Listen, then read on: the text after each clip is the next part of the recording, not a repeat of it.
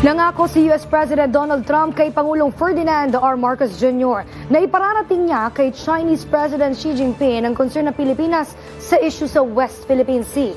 Mula sa California, USA, nakatutok si Jinky Baticados.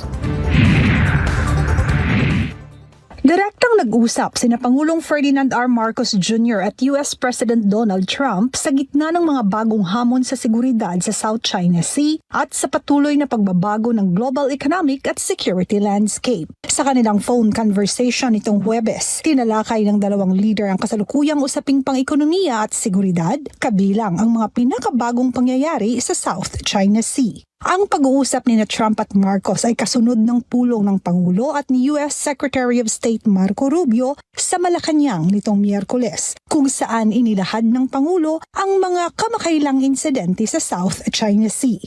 Nauna nang ipinatawag ni President Marcos si Chinese Ambassador to the Philippines sa Malacanang. Walang detalyeng ibinigay ang palasyo. Naging positibo naman umano ang resulta ng pagpupulong. But we are always be in good faith. We should always act in good faith. We should always have in mind that we are dealing with people who will also be in good faith. Mahirap makipag-deal.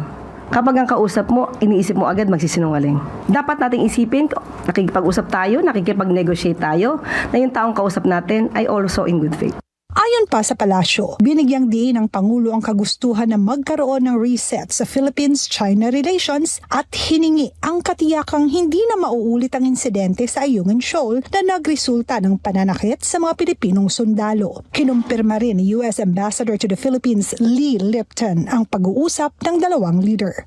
Ayon kay Communications Secretary Dave Gomez, tiniyak ni President Trump kay Pangulong Marcos na ilalahad niya ang mga concern ng Pilipinas sa susunod niyang pakikipagpulong kay Chinese President Xi Jinping. Wala pang inilalabas na karagdagang detalye ang Malacanang sa iba pang napag-usapan ng dalawang leader. At wala ring tiyak na petsa kung kailan magpupulong sina Trump at Xi. Ngunit, pagtitiyak ng Pangulo ng Estados Unidos na direkta niyang idudulog ang usapin kay mismong Chinese President Xi Jinping. Sa gitna ng mga hamon sa South China Sea, patuloy ang direktang komunikasyon ng mga leader ng Pilipinas at Estados Unidos.